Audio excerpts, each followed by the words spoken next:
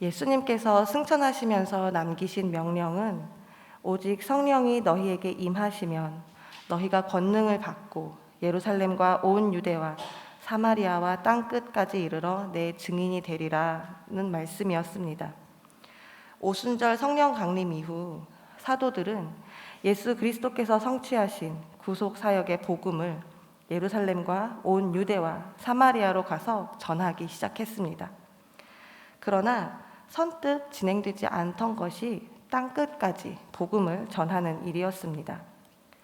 땅끝의 문자적 의미는 지구상으로 갈 수 있는 가장 끝으로, 그것이 지구가 둥글다는 것을 알지 못했던 고대 근동 사람들에게는 땅의 끝 스페인이 될 수 있고, 사도행전에서 기록된 복음의 전파 경로를 따라 바울의 최종 목적지 로마로 볼 수도 있습니다.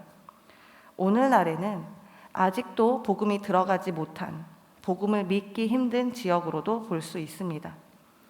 이처럼 땅끝에는 여러 가지 의미를 둘 수 있는데, 분명한 것은 땅끝은 우리가 생각하는 범위, 여기까지라고 제한을 둔 바운더리를 넘어서는 영역이라는 것입니다. 그것이 사도들에게는 유대인들만이 구원을 받을 수 있다는 선민사상의 영역을 넘는 것이었습니다.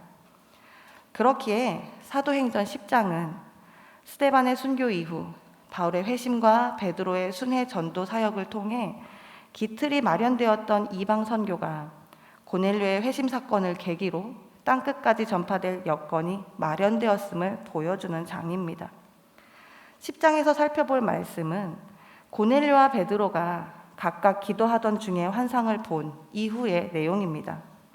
그 내용은 하나님께서 어떻게 이방 선교의 문을 여시는지 보여주는 내용이고, 벗어나지 않으려 했던 율법의 틀을 사도들이 넘을 수 있도록 길을 열어주시는 하나님의 인도하심이 담겨있는 내용입니다.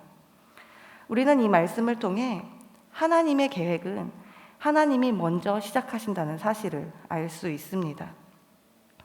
고넬료의 환상을 살펴보면 사도행전의 저자 누가는 이방인 백부장 고넬료에 대해 경건하여 온 집안과 더불어 하나님을 경외하며 백성을 많이 구제하고 하나님께 항상 기도하는 사람으로 소개하고 있습니다. 고넬료가 환상을 본 시간은 오늘날의 시간으로는 3시인 제9시로, 이 시간은 성전에서 제사장이 분향하는 시간이며 유대인의 기도 시간입니다. 고넬료는 이방인이었지만 하나님을 경외하는 경건한 자였기에 유대인들의 종교적 관습에 따라 이 시간에 기도하고 있었습니다. 그럴 때에 어렴풋한 환상이 아닌 분명한 하나님의 계시를 받았습니다. 그 계시 내용은 지금 사람들을 욥바에 보내 무드장이 시몬의 집에서 유숙하고 있는 베드로라는 시몬을 청하라는 것이었습니다. 하나님을 경외하는 경건자에게 베드로를 청하라는 환상은 무엇을 의미하는 것일까요? 고넬료는 가이사랴에 주둔하고 있으면서 유대인들의 종교적 관습에 따라 시간 맞춰 기도할 정도로 하나님을 경외하고 경건했지만 그는 정작 예수 그리스도를 몰랐습니다.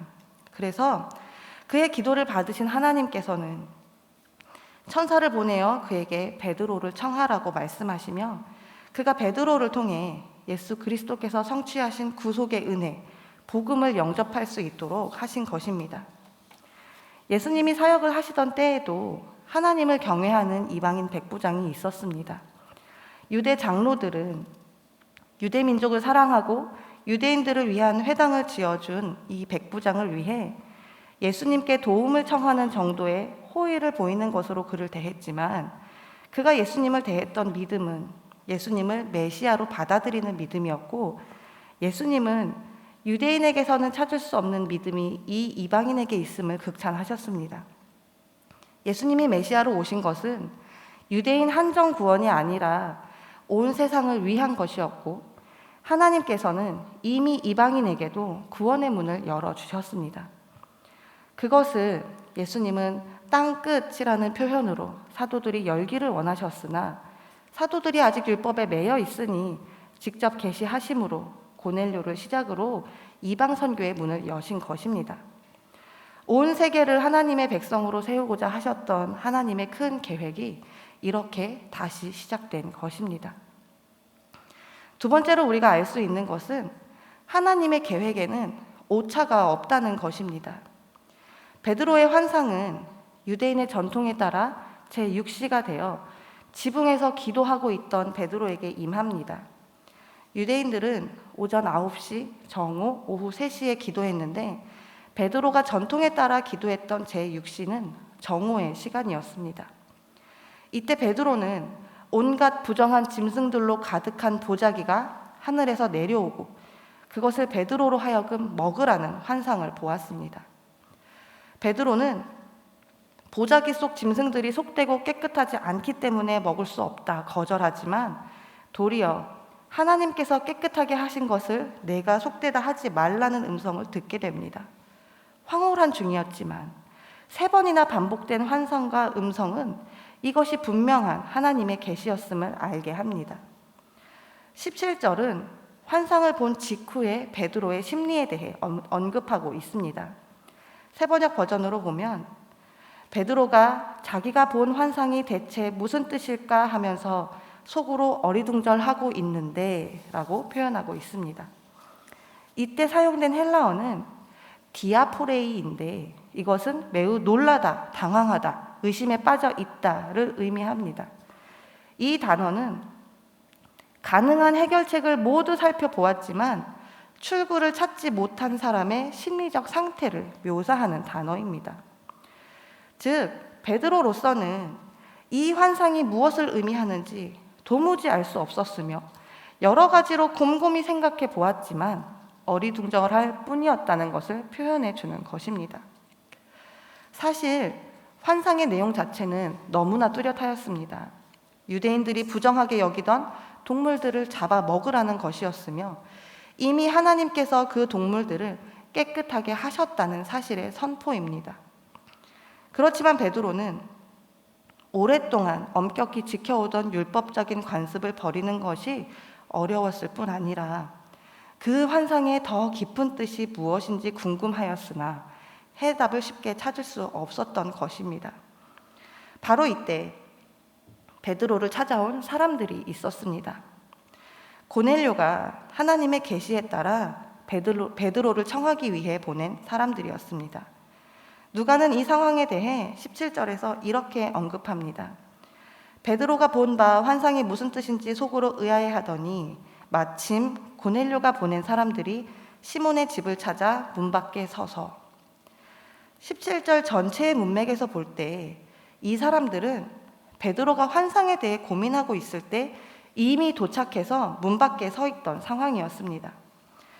베드로의 환상은 이방인을 차별하지 말고 그들에게 복음을 전하라는 메시지였는데 베드로가 그 환상의 의미를 깨닫기도 전에 이미 그 이방인이 보낸 사람들이 와서 베드로를 청하고 있는 것입니다.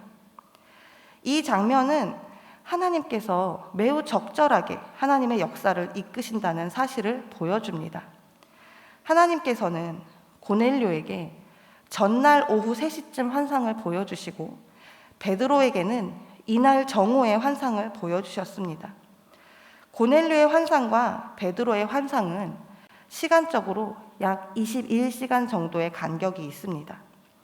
그리고 가이사랴에서 요빠까지의 거리는 50km쯤 되며 도보로는 12시간가량 걸립니다.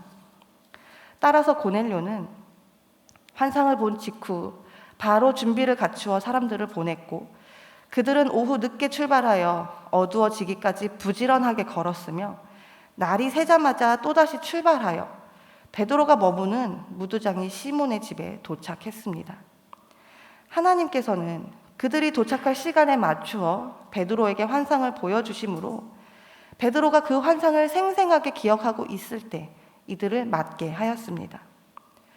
이때 하나님은 베드로를 고넬료의 집에 보내셔서 그에게 복음을 전하게 하심으로 베드로가 보았던 환상의 내용이 어떤 것인가를 알게 하셨습니다.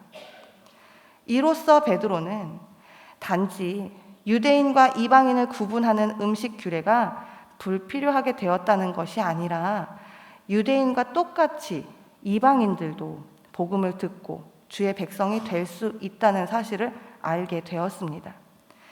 이방인 선교라는 큰 역사적 전환점에 하나님의 치밀한 계획이 있었던 것입니다. 이 말씀의 흐름으로 볼 때 우리가 알 수 있는 것은 하나님께서는 가야 할 길을 열어주시는 분이시라는 것입니다. 베드로가 자신을 찾는 사람들이 왔음에도 불구하고 여전히 환상에 대해 고민하고 있을 때 성령께서 그를 재촉하십니다. 일어나 내려가 의심하지 말고 함께 가라. 내가 그들을 보내었느니라. 본문에서 언급된 의심을 표현하는 헬라어는 앞서 표현된 디아포레이와는 다른 단어 디아크리노입니다. 디아포레이는 모호한 것에 대한 표현이라면 디아크리노는 의심하다, 구분하다, 구별하다라는 의미로 사용이 됩니다. 20절에서 표현된 디아크리노는 의심하다, 구분하다, 구별하다 이 표현들을 모두 다 적용할 수 있는데 의심하다라는 표현으로 사용이 될 때는 믿음이나 확고한 신뢰의 반대 입장을 나타낼 때 주로 사용이 됩니다. 야고보서 1장 6절에서 오직 믿음으로 구하고 조금도 의심하지 말라라는 말씀을 언급하는데 이때 의심에 사용되는 단어가 디아크리노인 것입니다. 이처럼 믿음과 관련하여 의심하거나 불신하는 것을 나타낼 때 사용되는 디아크리노는 베드로에게 환상의 내용과 성령의 지시하심에 대하여 조금도 의심하지 말고 믿음을 가지고 내려가야만 한다는 하나님의 명령의 의미로 파악할 수 있습니다. 또 디아크리노는 구별하다, 구분하다로도 적용할 수 있는데 20절에 의심하지 말고라는 부분을 구별하지 말고로도 번역할 수 있다는 것입니다. 이것은 성령께서 베드로에게 환상과 관련하여 주시는 말씀으로 유대인과 이방인을 구별짓지 말라는 의미로 쓰이는 것입니다. 다시 말하면 성령께서 베드로에게 주신 말씀은 유대인은 깨끗하고 이방인은 부정하다는 그런 구분을 더 이상 하지 말고 고넬료가 보낸 사람들을 따라가라라는 의미라는 것입니다. 그리고 성령님은 내가 그들을 보내었느니라 라는 말씀을 덧붙이심으로 베드로의 환상, 고넬료의 환상, 이 모든 것이 이방 선교의 길을 여시는 하나님에 의해 비롯된 것임을 나타내 주셨습니다.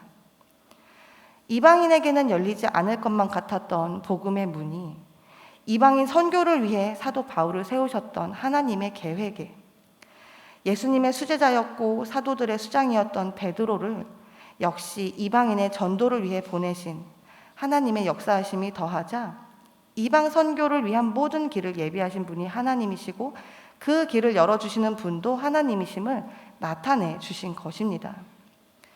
그렇게 고넬료의 집에 보냄을 받은 베드로를 통해 하나님은 놀라운 일을 보이십니다.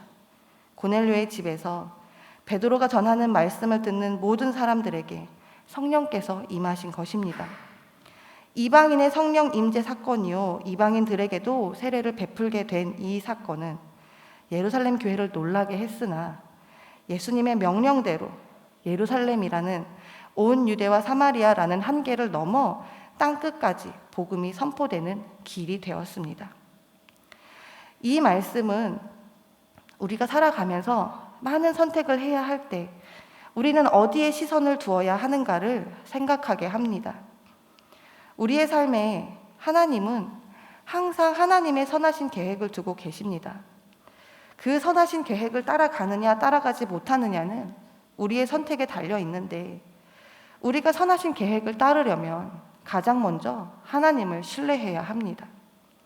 그것이 좁은 문이라 할지라도 좁은 길이라 할지라도 하나님께서는 길을 준비해 두시고 길을 열어 두십니다. 우리의 생각과 경험에 그 길은 아닌 것 같아도 하나님의 선하신 계획이 우리의 생각과 경험을 뛰어넘는 그 자리에 있을 수 있으니 하나님이 주시는 길을 신뢰하며 나아가야 하는 것입니다. 그리고 하나님을 신뢰하며 나아가는 우리는 그 길이 보였을 때 성실함으로 순종해야 합니다. 내 생각이 들어간 순종이 아니라, 내 계획이 섞인 성실함이 아니라 하나님께 충성하는 마음으로 온 정성을 다하는 성실한 순종으로 우리는 나아가야 하는 것입니다. 그렇게 우리가 나아갈 때에 고넬료가 하나님의 말씀을 따라 베드로를 청하여 구원의 은혜를 입은 것처럼, 베드로가 율법의 한계를 넘어 땅끝까지 복음을 전하는 명령을 수행할 수 있게 된 것처럼 우리도 하나님께서 이끄시는 계획에 참여할 수 있게 되는 것입니다. 사순절을 보내며 앞으로 다가올 고난주간을 맞이하는 우리의 마음이 우리 자신을 내려놓고 성실한 순종으로 하나님께 나아가 그런 우리를 선하신 계획으로 이끄시는 하나님께서 베푸시는 부활을 경험하는 은혜가 충만하기를 간절히 소망합니다.